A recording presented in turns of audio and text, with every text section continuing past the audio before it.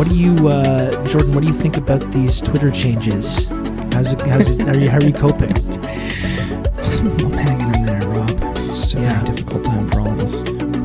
I was like, I had come to grips. You know, I was like emotionally preparing myself to lose the blue check. I mean, you know how much I cherish that and I value it and how much it's a part of my identity, you know, as a person, as a human being. I was ready to lose it because I don't have Twitter Blue and I don't really have any intention of getting it. But lo and behold, there was a last minute reprieve and I still got it. Still got the blue check. And I noticed as well that like, it's so funny because there's a difference between the people that have a blue check because of getting Twitter Blue.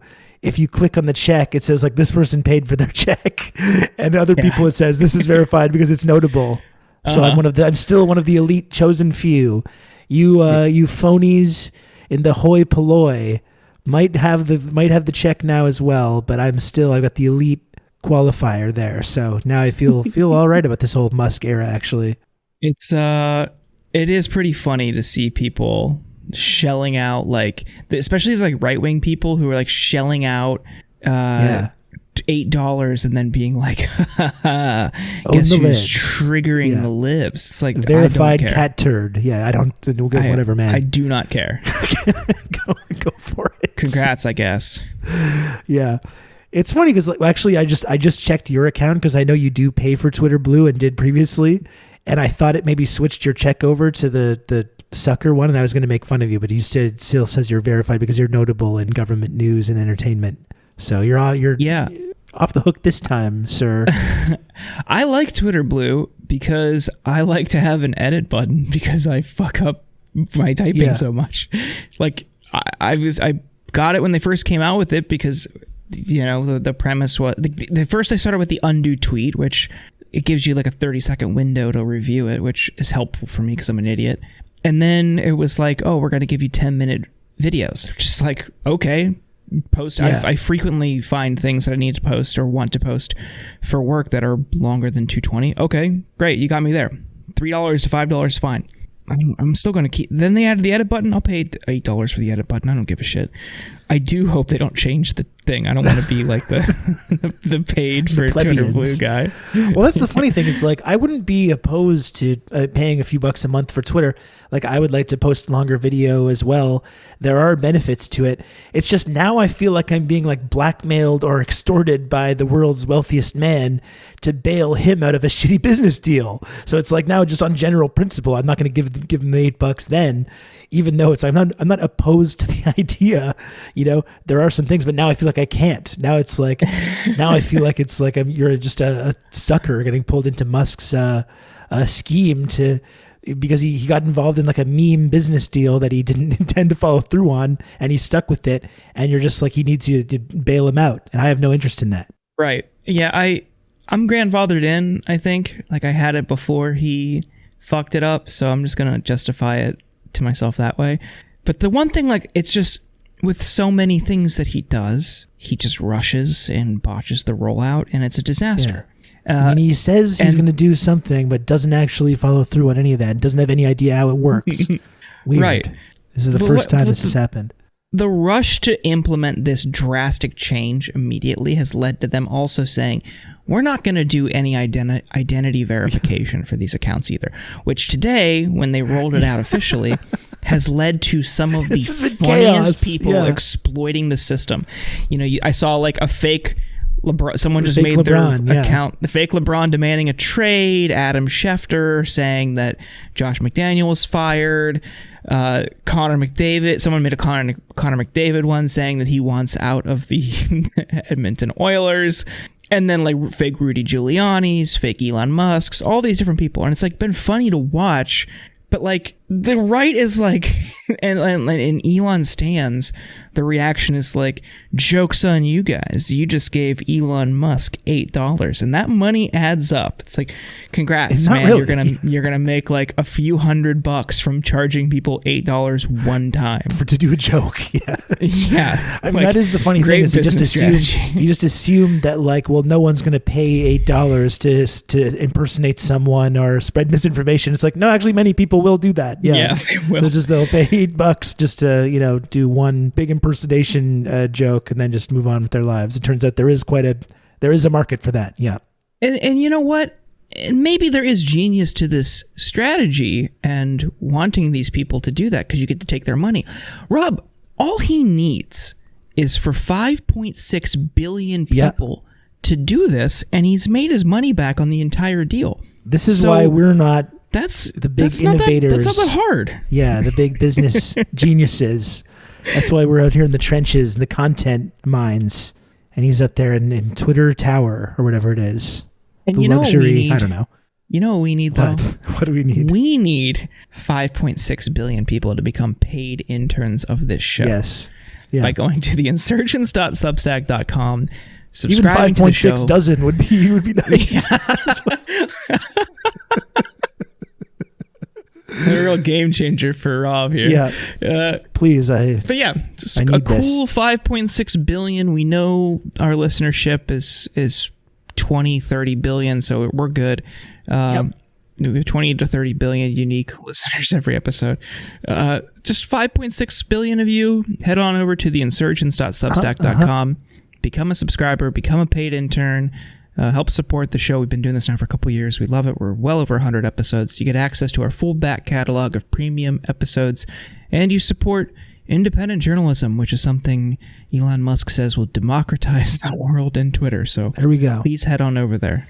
And you know what? I would encourage people. We have not done an episode of Feedback Corner for I think about a year and a half. I don't think. Yeah. And I would encourage people. We kind of we got out of the cycle of encouraging people to do the reviews. But please, if you enjoy listening to this show, go ahead and leave us a review on Apple Podcasts.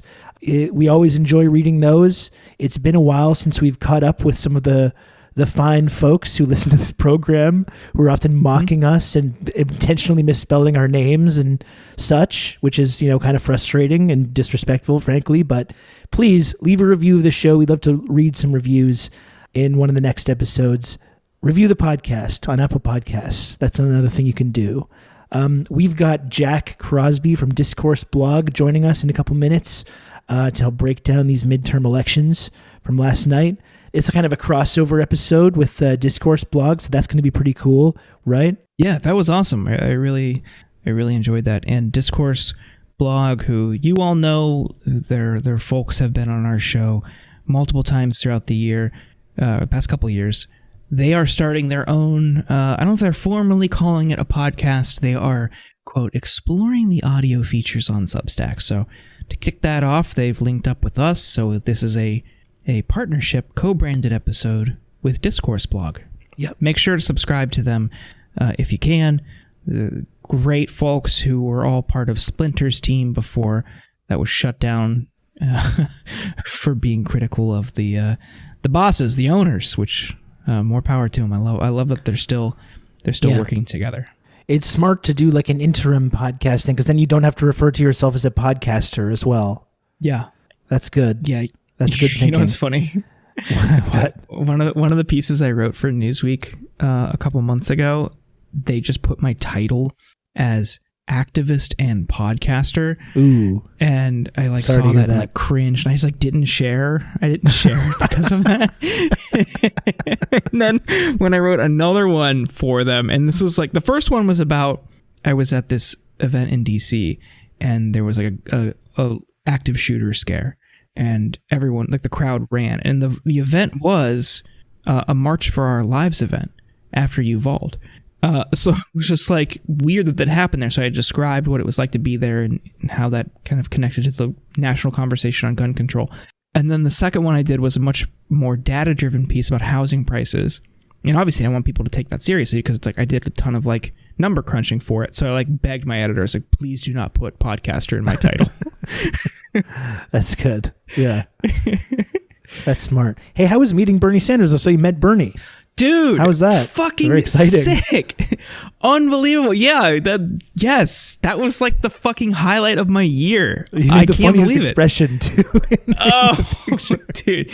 Yeah, I posted it on Instagram. You did a real life pug face. Oh, I was soy facing and pug champing so hard. I couldn't believe it, because he it wasn't just that I met him. It was that we were in this group waiting for him to come over for a picture, and he like walks up and just like walks straight to me and shakes my hand. I'm just like, okay, hello. That was just like, it was surreal. It was awesome. Yeah, and then cool. Like at the event, he spoke in Philly to get out the vote. I was helping with the event, so I had like an all access pass.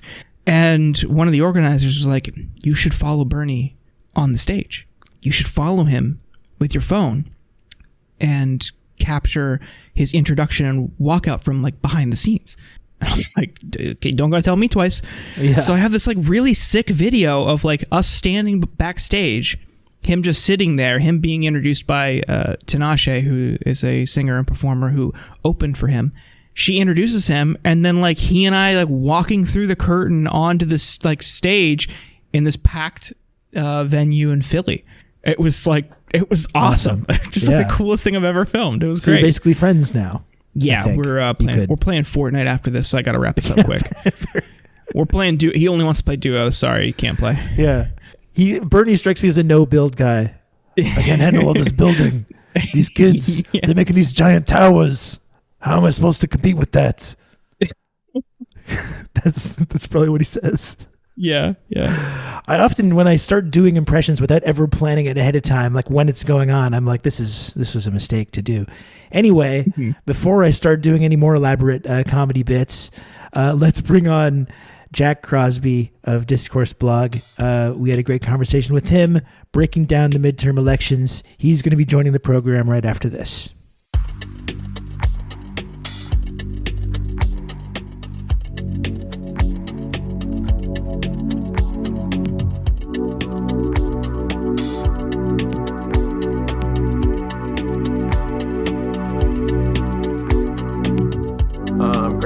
It's always nice to get, you're hanging around, have someone bring you over a cookie. That's nice. Yeah. Nice feeling. One of life's great pleasures, I'm often saying. You know what I got the other day? Since we're on the topic of cookies, you know those Dutch butter cookies that come in that round tin that... Like the one that's usually full of sewing equipment? Like, that's never full of actual cookies? Yeah, exactly. I was at the grocery store the other day, and they had a display with them, and I my first thought, like, seriously, was like, oh, that's a sewing equipment tin. And then I thought, like, oh my God, this is the first time as an adult that I've had the opportunity to buy these and actually get the cookies. So I did. And they fucking rock. Yeah. It's so good. It was like a nice, like, nostalgia thing. With a cup of coffee, maybe? Something like that? Yeah. Yep.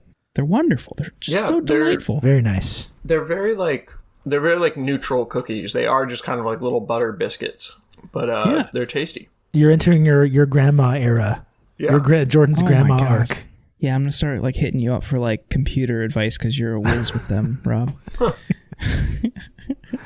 Jordan, just unplug it and plug it back in. It's going to be fine. Did you try that? Speaking of grandparents, how about Chuck Grassley winning re-election? Older, I saw these stats. Everyone was comparing it's old as hell. His age to things that were invented after he was born, including the chocolate chip cookie. Yeah, that's wild. That's a good, healthy sign of democracy. I guess I also never really thought like how old the chocolate chip cookie was. It seemed like a thing that like. Yeah, I mean, I was kind of just assuming that's been around for a couple hundred years. You know, like how long's apple pie been around? Like we've been making apple pie for a long ass time. I'm assuming. Yeah, we take these things for granted. It really does. It really does put all the fear mongering about Fetterman and his stroke and everything into sharper relief as well. It's like this motherfucker's 89 years old. Like you're telling me, I'm like, Jesus Christ, this institution is filled with people that don't know what the hell's going on. I think they can handle one guy who had a stroke one time and he has to use subtitles. I think it's all right. It's not even even that he like doesn't know what's happening. Did you see his victory speech? He was so much more articulate in his victory speech than he was during the debate. I think it was a mix of the speed of the debate, needing to use the teleprompter to understand the questions, hear the questions, process them, the rapid back and forth, but also just the jitters and the pressure from that situation. Because last night he sounded fine during his victory speech. Yeah. Like I'm much more comfortable now, especially that he won. Yeah. And I think also, like, I mean, yeah, Fetterman's like a middle-aged man that's like going through a health episode as like some many middle-aged men do, you know, and it sucks that it had a stroke, which is something that's like very often visibly apparent on the outside that you've gone through things. But like, he's been tested and the doctors are like, yes, he's 100% there. He's probably going to make a full recovery. Like, he's like, you know, just going to be like talking funny for a little bit and like stuff, like there's going to be some wires crossed for a little while. And it's like, I don't know how that like disqualifies him for office more than like, I mean, we talk about Chuck Grassley, but like, you know, Feinstein's still out there. Yeah. Like, who like literally has to be like removed from committee meetings. Like, the Democrats are like basically like, you know, sheltering him. She has like a minder, like sort of just like guiding her. Yeah, one of her aides is just like, you're voting for this today. Yeah. Go vote. You're voting yes. Make sure you vote yes. Just like holding grandma gently by the elbow so she doesn't get like confused and afraid and like. Yeah, it's the sanctity of the institution, I think, is still going to be preserved somehow if they let John Fetterman in there. I mean, I think the real risk is that like he's just going to be too big for the chairs. Yeah. Like, are they going to have to get like an extra large like Senate chamber chair? Like, how you know, like, is there a point where like you're too big of a boy for the Senate? Yeah. Well, I mean, it is really exciting to see the Democrats go with the big boy strategy. Just run some big lads, you know? This is something that I've been harping on and on about, and that I really think that the best electoral strategy for the Democrats is to just nominate like the physically like largest candidate for any possible office and just go with that. Like, I don't know. After tonight, I really do think if Biden doesn't run, like, and it's not because I like love the guy or like his policies, but like, just go with Pritzker. Like, just call him on the phone and be like, all right, brother, you're up. Like, go for it. Just go be big. Because, like, you put him on the stage next to, like, Trump. Like, Trump's whole thing is that he's, like, this giant, like, weird man. And then you have Pritzker, who's a giant, like, less weird man. Seems, like, somewhat normal and, like, sort of charismatic. And he's just going to be like, look at this, like, weird freak. And there you go. You win an election. Like, it's fine. Yeah. I think we've just solved their problem. Some people said it was messaging. Some people said it was not running on economic issues. We're saying, and I think we all agree, our listeners agree, it's that the size of the candidates has been insufficient for years. You can't nominate some scrawny guy like Biden again. You gotta go big or go home. I mean, I think Biden's like not a small dude. You know, he was tall. There was that whole thing where he was like, I'm going to take Trump out behind the baseball diamond. And like, I think that was the most effective piece of campaign messaging the Biden 2020 campaign had the entire time. He was like, I'm not afraid of you. Like, yeah, I'm going to beat you up. I think that's literally like, if we're going to be playing politics on that level, you know, like, I mean, the Republicans, like Herschel Walker has a, you know, compelling, perhaps like chance at winning a Senate election. And like, he just, I mean, you know, what does he even do? You could just put him, like, point him at a brick wall and be like, that's your opponent. And he's like, do we have to vote? And you're like, no, you just have to run through the wall and then you get to be a senator. And like, he's going to do it. Well, something also about Fetterman that I think is interesting, that must be very surprising for some of the people in like the Democratic Party establishment, is that just that he's not like an empty suit haircut, like out of the McKinsey consultant factory, who speaks in these boring platitudes that mean nothing. You know, he seems like a normal person, you know, which is an interesting strategy, which they never really seem to employ. This guy that can actually go and like talk to other human beings and relate to them, who doesn't seem like he comes from this assembly line in the basement of the DNC. He seems like an actual human being. I think there's something to be said for that as well. The juxtaposition in like Pennsylvania campaign events when they would have Fetterman on stage with Josh Shapiro, who is running against Mastriano for governor, and it's just like, that's who Josh Shapiro is, like literally exactly what you described, like this, like, you know, slim, crew-cutted, like besuited McKinsey consultant who's like, you know, a lawyer like 6 times over or something like that. And like, I actually don't know if Josh Shapiro is a lawyer, but I think he is. He was and like just next to Fetterman, who's like this, you know, ogre in basketball shorts that everyone's like, oh yeah, that's my big uncle. That's Larry, who, like, you know, he's big. That's his thing. That rocks, though. I think that's going to be Fetterman's real challenge, is adhering to the the dress code of the Senate, the decorum, because this guy is a hoodie and shorts in the winter guy, and Pennsylvania winters are no joke. So I'm excited for him. I'm also excited to have hoodie and shorts in the winter representation in Congress. My people have been going for years without representation. This is a big moment for us. For a while in the late 90s, there was that like hoodie under the blazer look. Maybe you can bring that back. Mm-hmm. You can kind of have a happy medium. That's like a rich person thing now. Yeah?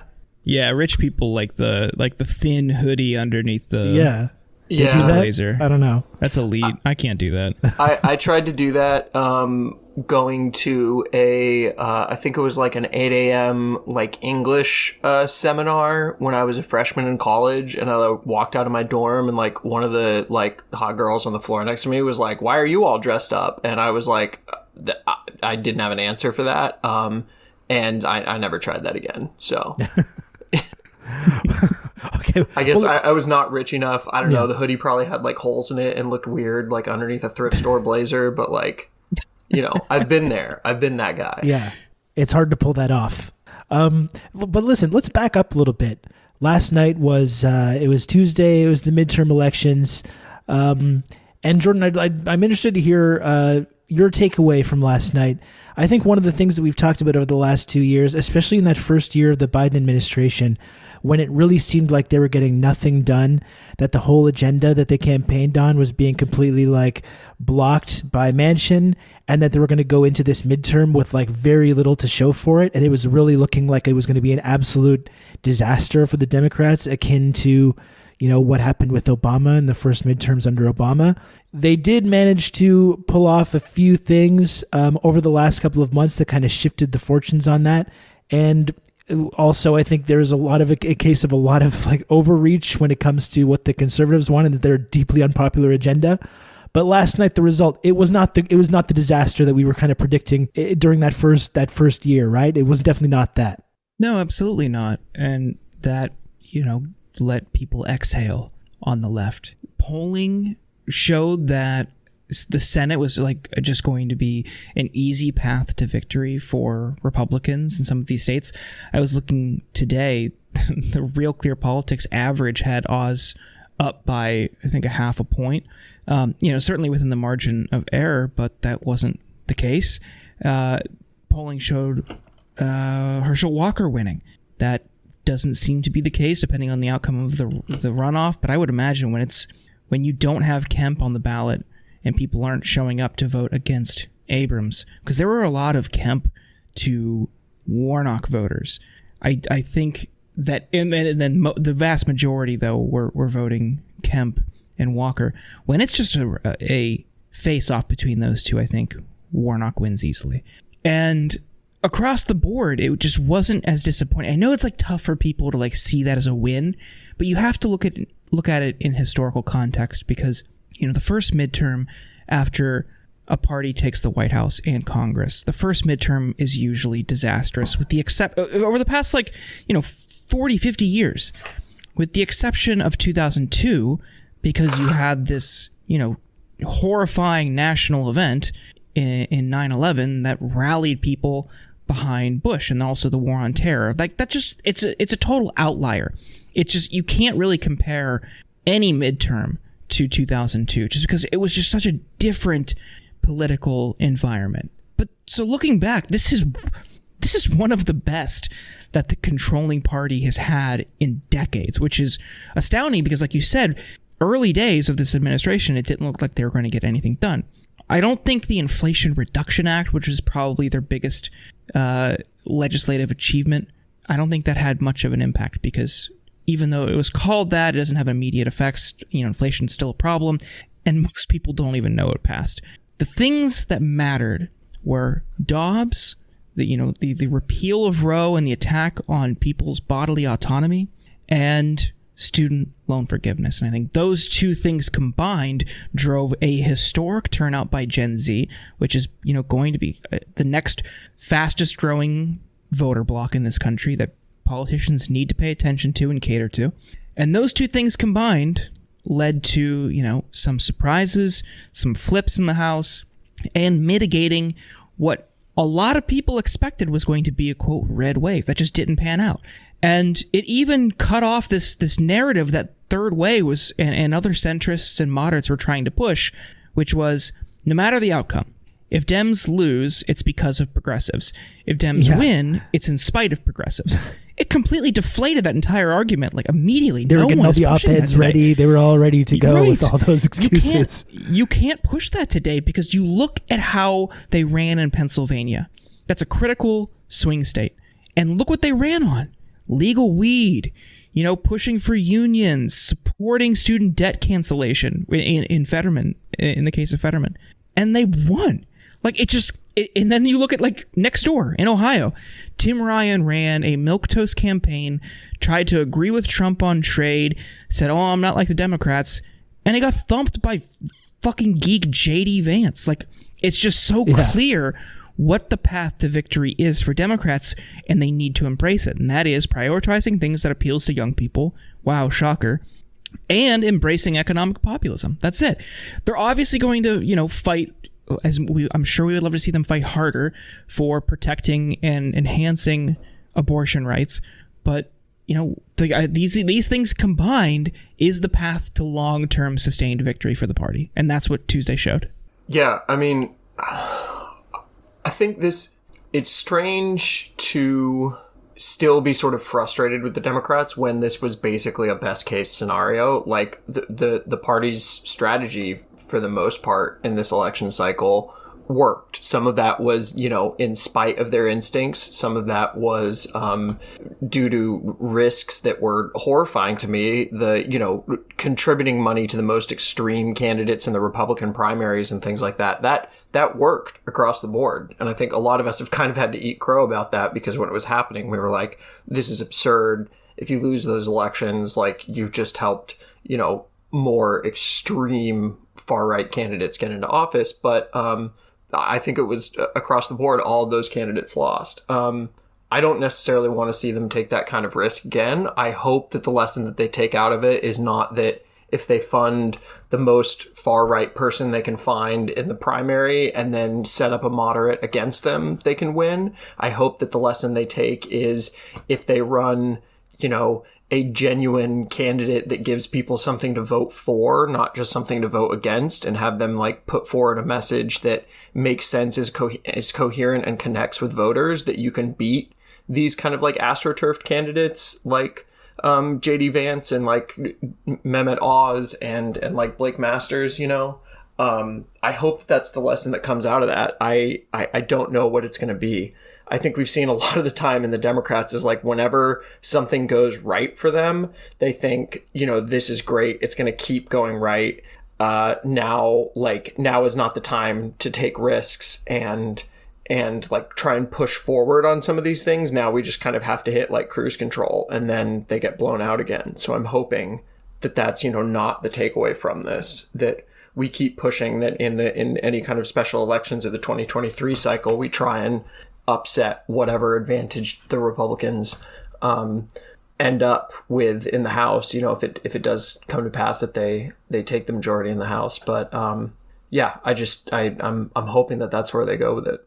I think another thing it shows, which I would be interested to see stories about this, because anytime, liberals or progressive candidates fail, you get this wave of stories about dissecting, the ones that were already being planned to come out if the Democrats came up significantly shorter, about how it was all these progressive values that were unpopular, they're too woke, they're doing all these things that don't resonate with middle America or whatever. All those op-eds were kind of ready to go. And I'd be interested to see if Republicans and the conservative movement is going to get the same treatment, because I think a lot of what the last night's results showed, their agenda is deeply unpopular with many people in the United States. This fixation on trans kids' genitals, that constant dead horse of trickle down economics and tax cuts for the wealthy. The obsession with crimes and police and stuff like that. I mean, this stuff did not resonate with people, and it seems like their fixation on these issues with critical race theory and all that actually turned off a lot of people, and their obsession with repealing abortion access and attacking abortion rights galvanized a lot of people to go vote for Democrats who might not have wanted to do it previously. So it really speaks to how deeply unpopular their agenda is. And I'm interested to see whether the media, who's always seems to be willing to run cover for the conservative movement, is going to like point that out at all. Yeah, I think to what you're saying about them sort of doubling down on a lot of these like social issues and kind of like panics and stuff, that it turns out a huge amount of voters, that's not their motivating factor for elections. They want material needs addressed. I think the Republicans almost sort of got confused with the stuff that gets them the most engagement and with the stuff that gets them the broadest engagement, I guess. If you look at why Trump won, it's because he was able to connect that like sort of anger and fear with very real, like, your lives are bad economically, I'm going to make them better. Like, I'm going to, and like, here's how. I'm going to kick out the immigrants so that every American can get a job again. And I'm going to bring all of the old coal jobs that the tree huggers took away from you. And I'm going to bring those right back, and we're going to manufacture stuff again. But the Republicans didn't really have that this cycle. What they did have was all of the social stuff. And when the couple of times that I was on the campaign trail, I visited Pennsylvania for Rolling Stone and in Ohio for Rolling Stone at different parts in the campaign.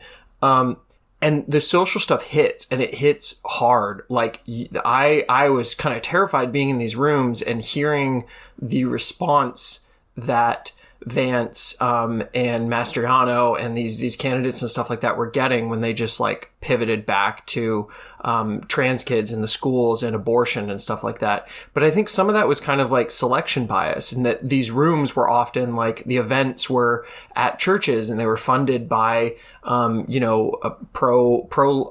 like anti-abortion groups and stuff like that.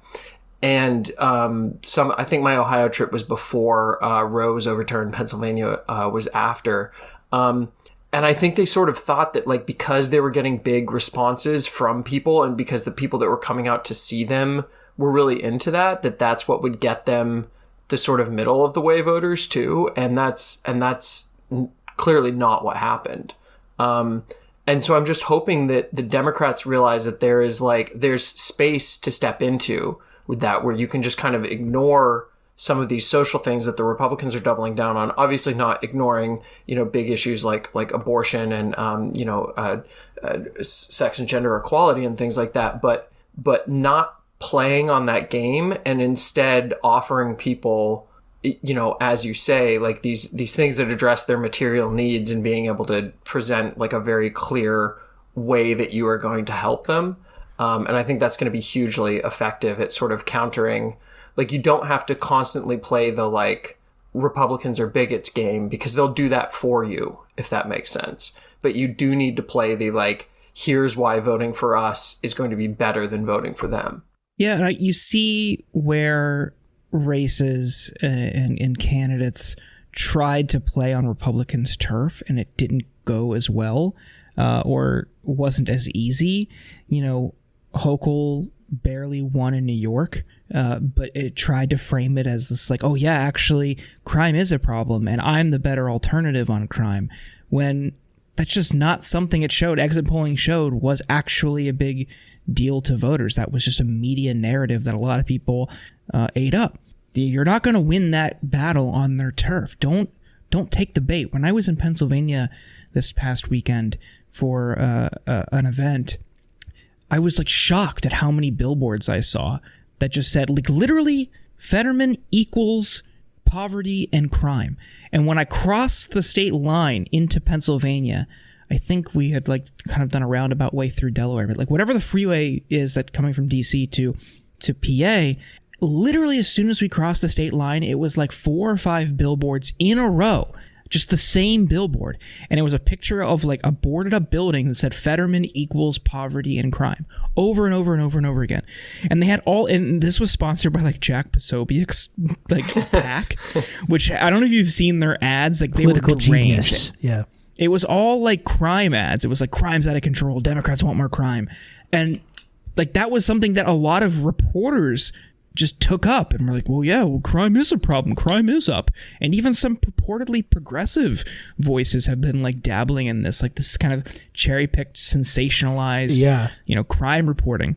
And acting like, oh, actually, well, no, guys, it is a big issue. We need to do something about it. And progressives are just out of control on this. And they're too soft. And they think crime is okay. Nobody thinks crime is okay. Nobody wants crime. And it was like funny to see like I actually do thumbing want their crime, nose at the whole premise. Most people don't, though. Yeah, we're a this is an exclusively podcast. Pro-crime room here.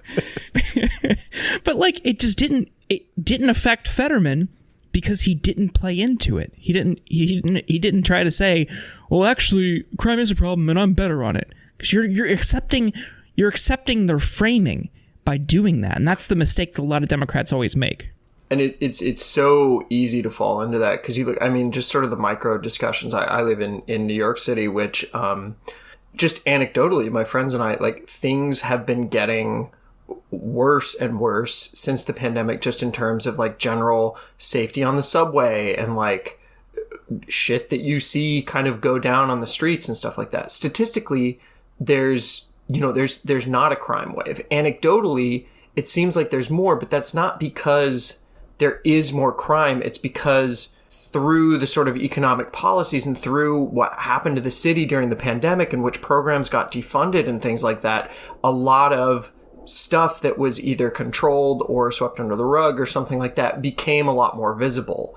And I think the GOP, that was reflected in a lot of different cities.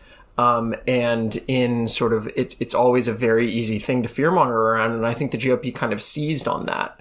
And if you try to play that game, if you try to tell people like, no, crime isn't a problem, like crime isn't it, like it's, as soon as you enter into that game, it's not going to work. You have to, and I think that's what some of the successful Democratic campaigns realize is like, you have to pivot to something that provides a better and more coherent explanation for how you're going to make things better than just like, they're lying about crime or crime is not that bad or, we love crime or something like that. You just like, you can't, it's a trap. It's always a trap. And they have set this up and set these conditions up like to be a trap. Republicans know that the economic policies that they institute for people are going to make things less safe and less pleasant for everyone like operating in society. And they do those on purpose because they know that they can then run against that. Yeah, and as much as liberals and Democrats are terrified now of the idea of talking about defunding the police and have convinced themselves that it's this like, this albatross around their neck, the reality is, if just throwing billions of dollars at the police meant that there was going to be less crime, then America would be the safest country in the entire world. Talk about crime getting worse in places like New York City. What's the NYPD budget? It's like several $1 billion. It's like $4 billion or something. Yeah, like and that, I think. That's the thing is that like throwing more money into that endless money pit is not going to solve the problem.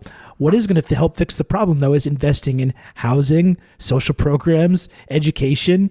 All these things that have been completely sliding off the rails for generations, that conservatives and Republicans want to make worse, that want to underfund them even more. That's a message that I think you can resonate with people. It doesn't mean that like you need to, even though I think they should do this, it doesn't mean you need to, embrace like police abolition or anything like that. But you can make the case to people that throwing more money at the police doesn't actually fix the problem, and investing in actual human beings and people's material needs does help the problem. Yeah, sorry, I misspoke. It's a $5.3 billion operating budget this year. Yeah, not $4 billion, and that keeps going up. That's what happened. The result of the protests in 2020 and the rest of the pandemic was that social programs got defunded or cut, and the police budget continued to go up. And the situation in the city is what it is. And increasing the police budget didn't help that. You mentioned earlier that some of the culture war fights just turned people off or didn't have as big of an effect on the election as the right had hoped. And I think the race that perfectly sums that up is Lauren Boebert's. She's up. It has tightened. Currently, she's she's down around 60 votes. But from what I just read, most of the votes that have yet to be counted are from areas where her opponent, Adam Frisch, is up by a lot, including one area where he's up by like plus 58. So like she very well could lose this race, and that's like a pretty red district in like rural Colorado. And I think like there's no better explanation of or illustration of how ineffective that is as an electoral strategy. It just plays well on the internet to a bunch of freaks, but that is that's a good illustration of how people don't really care about that kind of stuff. Like real people don't care about that kind of stuff. On the other side, like we've seen that with some progressives before, where they just like become epic posters during their primary, get shellacked, and then just kind of never stop posting. Right. And then like ultimately just like lose their minds, and who knows where they end up. But like there's been a handful of these like super lefty, like epic poster primary candidates who just kind of never stop posting. I feel like that's her destiny. After she, of course, contests she's the results. she's gonna be the Tulsi Gabbard of Colorado. Like, she's gonna flip sides. She's gonna become a Democrat. Yeah, she's that. Oh man, I don't. Boebert as a Democrat. That's welcome that would to be the probably resistance. the funniest possible turn. Yeah, that's funny though, is that there really isn't like what is. I'm trying to think of like what the inverse Tulsi Gabbard is, where it was like, because you had plenty of like, you know, the Lincoln Project people and like the Never Trumpers or whatever who are just like, oh, this is the way that we're going. I see him on MSNBC all the time. There's a guy who it's just like particularly like mind melting for me, who is the Republican communications director in the local House race when I was a journalist at an alt weekly in Southern California, and he was just this like muckraking, fire slinging like guy trying to unseat pulling out all the stops to try and unseat a pretty safe like Democratic Congress seat or whatever. And then he like went to DC and in the Trump years had this epiphany, and he is now like an MSNBC commentator on like everything, and just is on TV all the time as like a Democratic strategist or whatever. And I'm like, you gotta be kidding me. Kurt Bardella? Yes, 100. Yep, that's the one. I mean, yeah, his story turn is has been wild. hilarious. There are just like levels to that. Like the stuff he did in DC before he like exiled himself to Santa Barbara is just like, so yeah. Anytime I see him on screen, He worked it's very at funny. fucking Breitbart. Yes, yeah, 100%. Yeah. But so there's plenty of creatures like that. But I don't know if there's anyone who like seemed to be like a true like fringe believer in the far right that then was just like, actually I'm gonna like pivot to socialism and like, you know, doing it. Because that very much was, you can make a convincing argument that, you know, Tulsi was always like a semi-fascist like Islamophobic cult member, even when she was like masquerading as a progressive. But like for a while she was like kind of walking the walk and talking the talk, you know, like stumping for Bernie and going for Medicare for all and stuff like that. And now she's just like, I love guns and tax breaks, and the Democrats are going to like murder your children and make them trans. Like, oh look, my laundry is done. You get handed the burlap sack with the dollar signs on it. Yeah.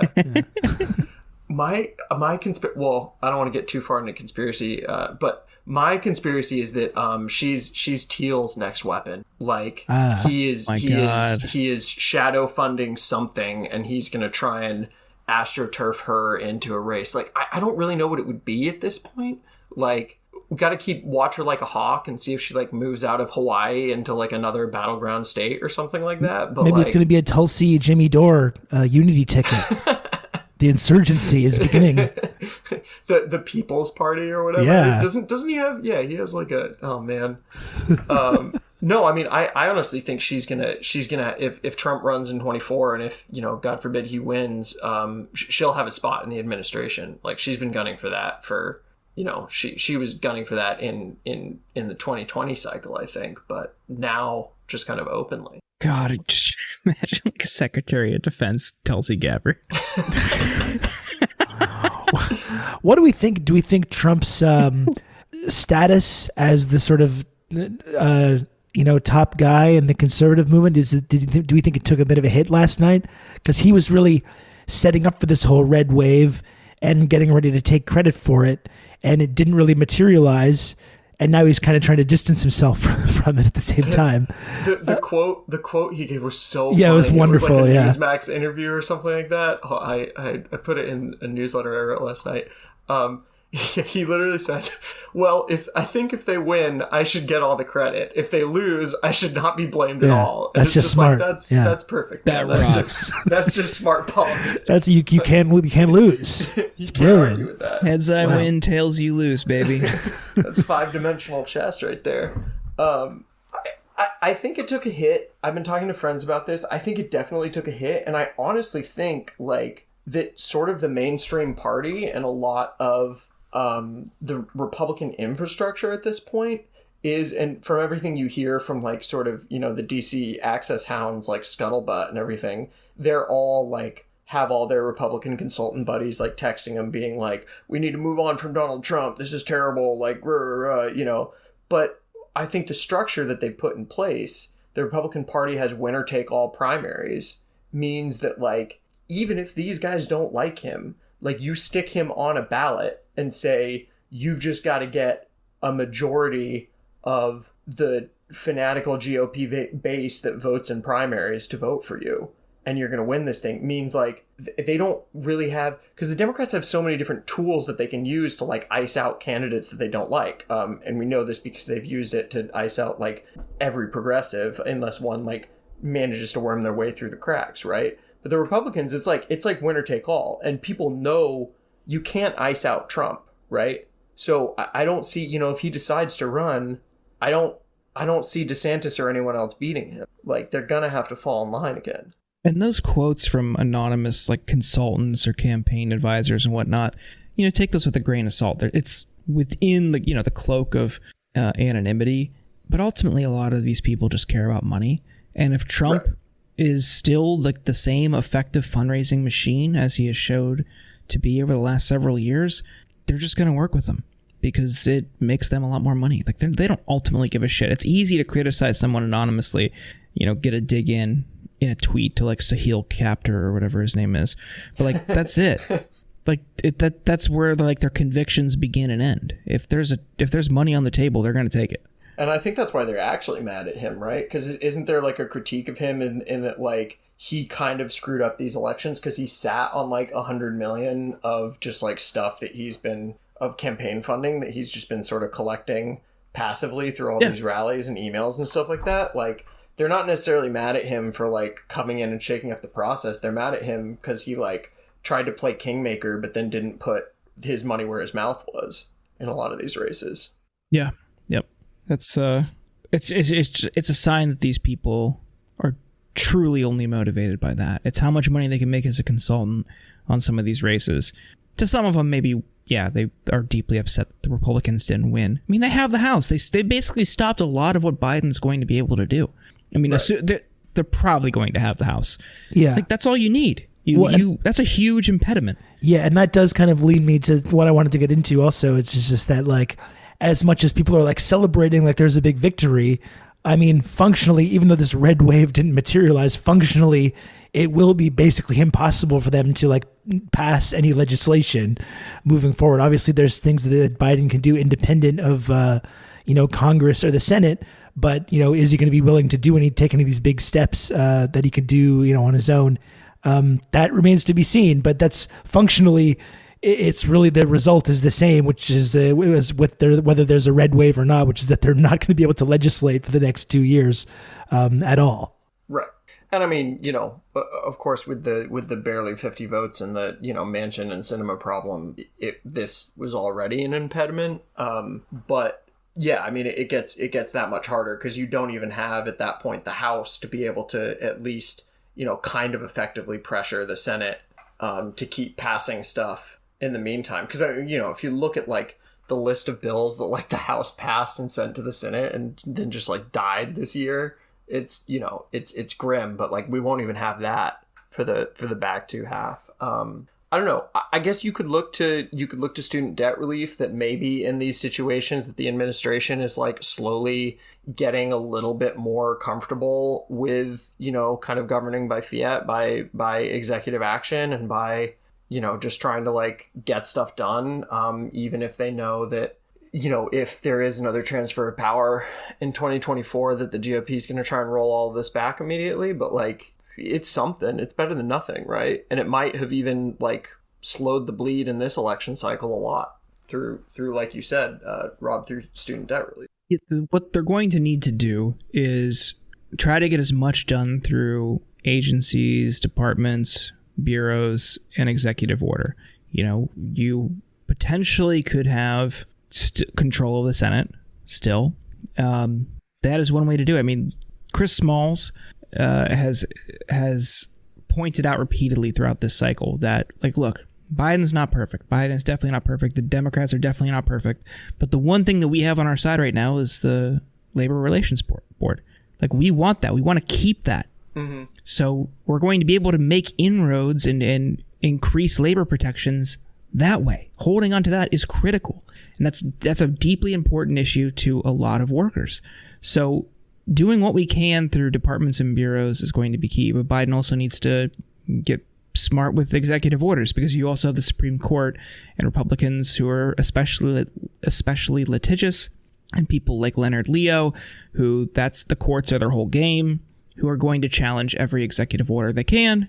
So getting creative, getting smart, and being nimble with executive orders is a way to do popular things to keep people motivated, because that's what helped them this cycle. If they had not canceled student debt, you would have seen a bigger drop off in Gen Z participation.